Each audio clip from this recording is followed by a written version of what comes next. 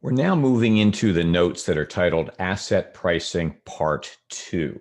And we're going to use the information that we learned about assets A and B at the end of Asset Pricing Part 1.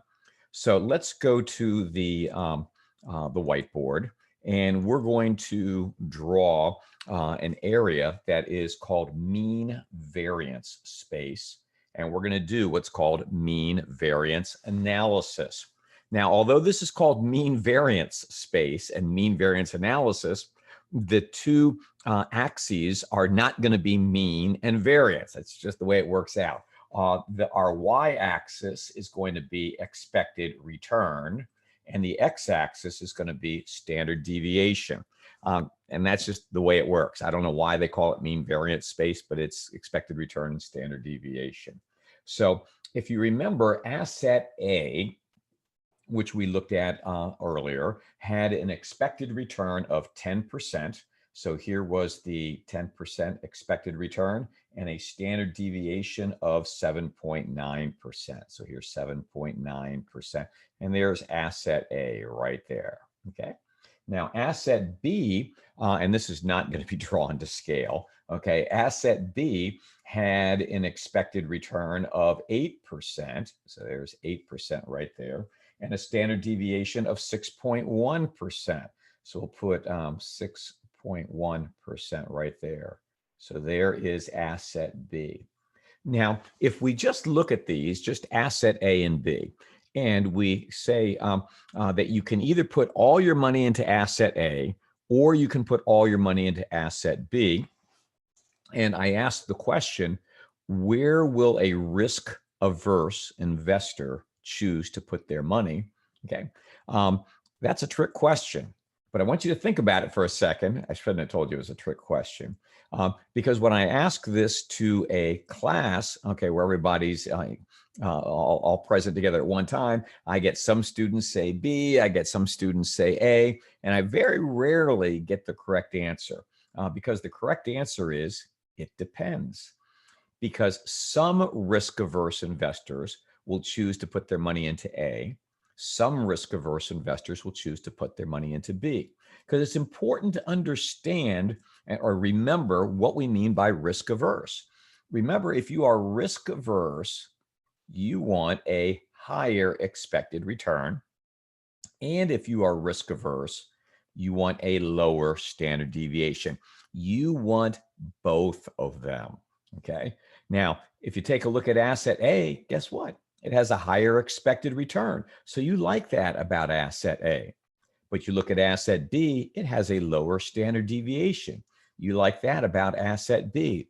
So you don't have the opportunity to select an asset that has both a higher expected return and a lower standard deviation. So what do? Well, you know, some risk-averse investors will choose A, and some risk-averse investors will choose B.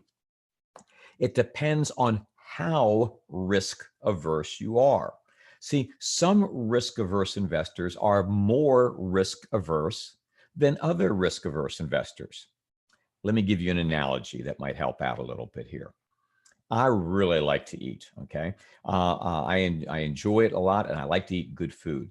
So I'm very fortunate that my wife is a really good cook. And one of the best things that she makes, probably the best thing, is her homemade Boston cream pie. And it is fantastic. She goes 3 layers of it with homemade cake in there, where it's moist and it's fluffy. It's this yellow cake that is in there that she makes from scratch. And then in between the first and second layer, and between the second and third layer, she puts in this banana vanilla pudding that goes in there, and it tastes like the Bavarian cream in a donut, and it's sweet. It just tastes fantastic. But then the best part of it is on the top, she doesn't just put frosting on there. She melts Hershey's bars over top of the Boston cream pie. So, and by the way, Boston cream pie is really a cake.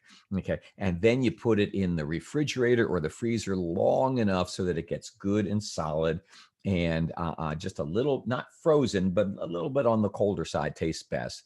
And then you take a bite of it and it's, oh my, you get the chocolate and you get the cream and you get the cake all in the same bite. And it's fantastic. I just, as you can probably tell, I really like it. Well, as much as I like Boston cream pie, there's something I really don't like, and that's Brussels sprouts. Can't stand Brussels sprouts. Never have been able to like them. I would rather, I would rather eat anything than Brussels sprouts. And I don't even like being in the same room because I don't think they smell very good. I think they look ugly. It's terrible, terrible. Well, anyway, somehow my wife has got it in her mind that Brussels sprouts are good for you. She says, Bill, you need to eat your Brussels sprouts. They've got vegetables. It's a vegetable and it's got good minerals and vitamins in there for you. I say, no, no, no. I don't want to eat Brussels sprouts. I'm not a little kid anymore. I'm going to eat what I want to eat, and I don't want to eat I don't want to eat any Brussels sprouts. So anyway, I come home from work one day, and there on my plate is a bowl that has some Brussels sprouts in it. And I say, I don't like Brussels sprouts. Why do you give me Brussels sprouts? And she says, well, it's good for you. I say, I don't care. It's good for me. I don't want to eat any. Then my wife says, Bill, you know what we've got for dessert tonight? And I say, no, what? She says, we've got Boston cream pie for dessert tonight. And I say, oh, you know how much I love your Boston cream pie. And she says, yeah. You want some Boston cream pie? You got to eat some Brussels sprouts. Now the negotiations begin. You see, as much as I dislike Brussels sprouts, I'm willing to eat one Brussels sprout for a big hunk of Boston cream pie. Don't like the Brussels sprouts, but I'm willing to do it for a big hunk of Boston cream pie. However, I'm not willing to eat a whole bowl full of Brussels sprouts for just a sliver of Boston cream pie. So there's a trade-off there. I want more Boston cream pie and I want to eat less Brussels sprouts, but I'm willing to eat some of those Brussels sprouts if I get enough Boston cream pie as my reward. Well, hopefully you see the relationship to finance, okay? That Boston cream pie is the expected return to an investor. Brussels sprouts, well, that's the standard deviation to an investor. See, risk averse investors, and remember, we're assuming that all investors are risk averse, they don't want standard deviation. They would rather not have it. But they are willing to take on some standard deviation if they are offered expected return as a reward for taking on the standard deviation, because they do want more expected return. Now, risk averse does not mean that you won't take on any standard deviation. It means that you won't take on any standard deviation unless you are being compensated for it with expected return. Now, how much expected return do you have to be offered in order to take on some standard deviation? That is different for each risk averse investor. And in some future finance classes, you get into utility functions and coefficient of risk aversions and stuff like that. We're not going to do that in here, but understand that for some risk averse investors, what we have here, they will say, hey, I'm at asset B. I am not willing to take on this additional standard deviation for this additional expected return. I'm not willing to do that because I dislike the standard deviation so much. Even when you offer me this additional expected return, not willing to do it. Then there are some other risk averse investors who will say, I don't like this standard deviation either, but I do like additional expected return. And you're offering me enough additional expected return that I am willing to take it on as compensation for taking on this additional standard deviation. Like I'm willing to eat a little bit of Brussels sprouts if you offer me some Boston cream pie, as much as I dislike the Brussels sprouts. So both investors are risk averse. The one who invests in B and the one who invests in A. The one who invests in B is more risk averse than the one who invests in A. The one who invests in B says, if you want me to take on this standard deviation, you got to offer me even more expected return as compensation. Give you an example. My mother-in-law, now she passed away a few years ago, but she was the most risk-averse person I ever met. No matter how much extra expected return you offered her, she always wanted the lowest standard deviation. She was extremely risk-averse. I, on the other hand, okay, I'm willing to take on some standard deviation. I don't want to, but I'm willing to if you offer me some expected return. So my mother-in-law would go here with B because she would not be willing to take on this extra risk to get some expected return. But I would say, hey, you know what? I would like to get this extra 2% expected return. So therefore, I am willing to take on that risk there. So we're both risk averse. She's just more risk averse than I am. Very important concept, okay, with regard to risk aversion.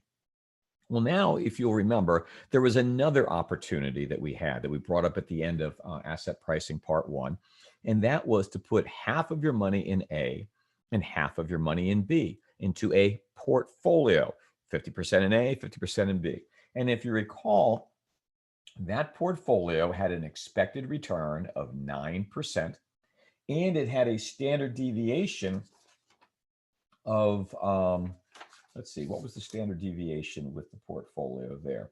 The standard deviation was 4.25%. Here we go, 4.25%. So it was right there. That was the 50-50 combination. Now I'll ask you again, what will a risk-averse investor do?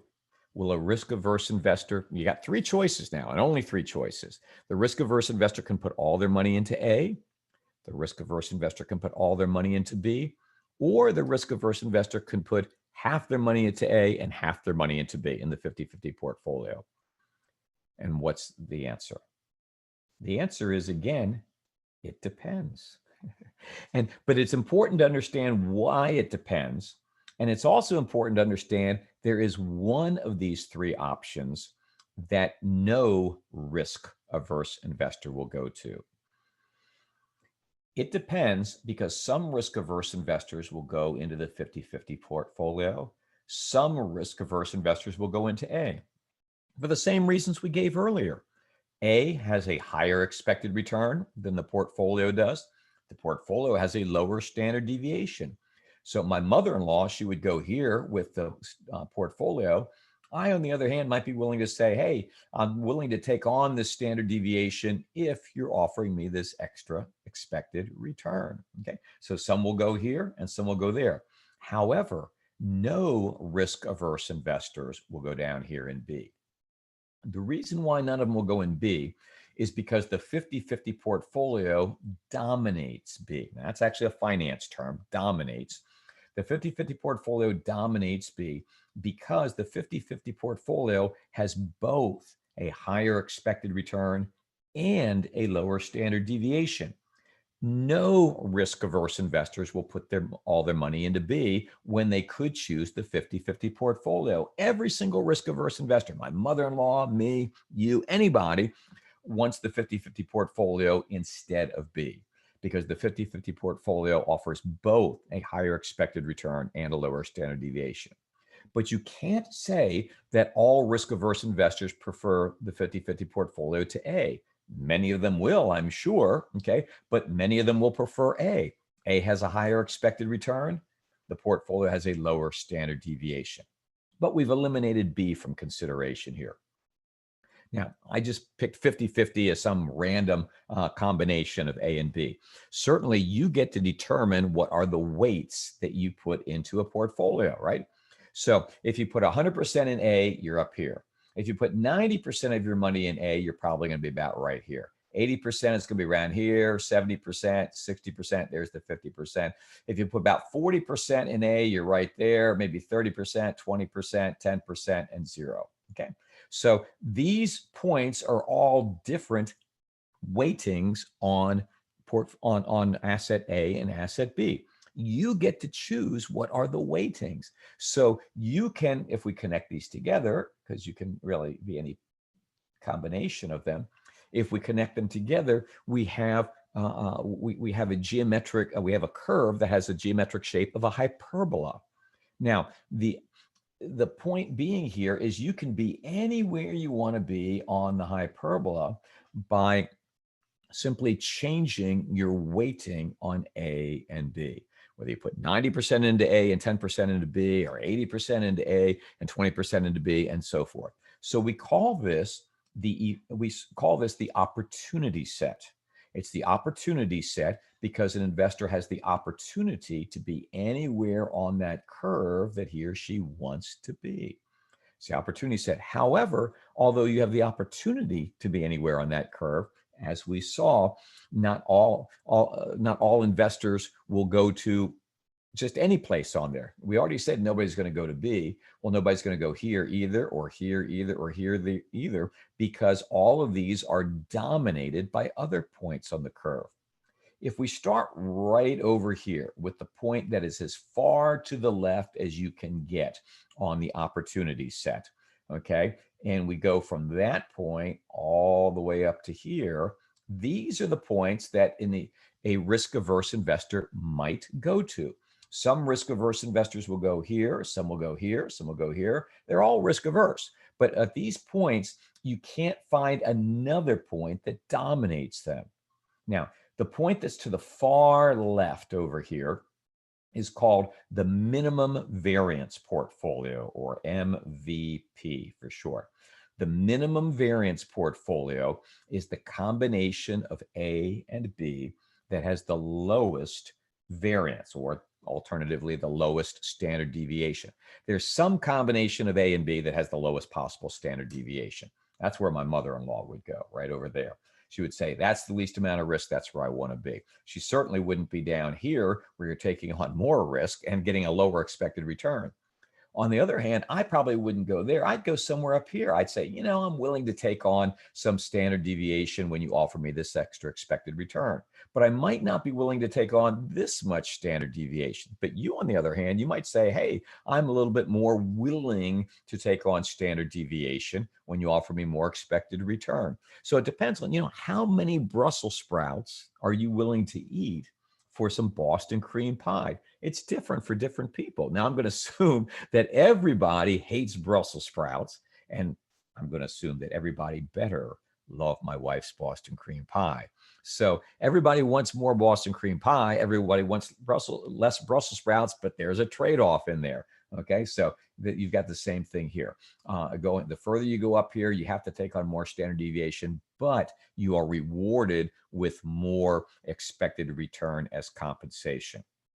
So this part that I've put on here is called that I've highlighted there is called the efficient frontier. So the whole thing is called the opportunity set.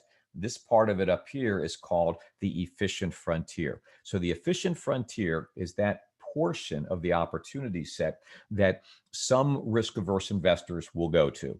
No risk-averse investors will go down here. Okay.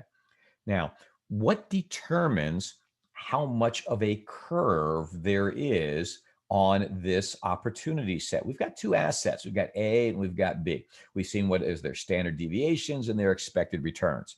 But what determines how much of a curve there is in this hyperbola? By the way, the curve is a good thing. What the curve is, it means that there's a lower standard deviation. Well, what determines the curve in this is going to be the correlation between A and B.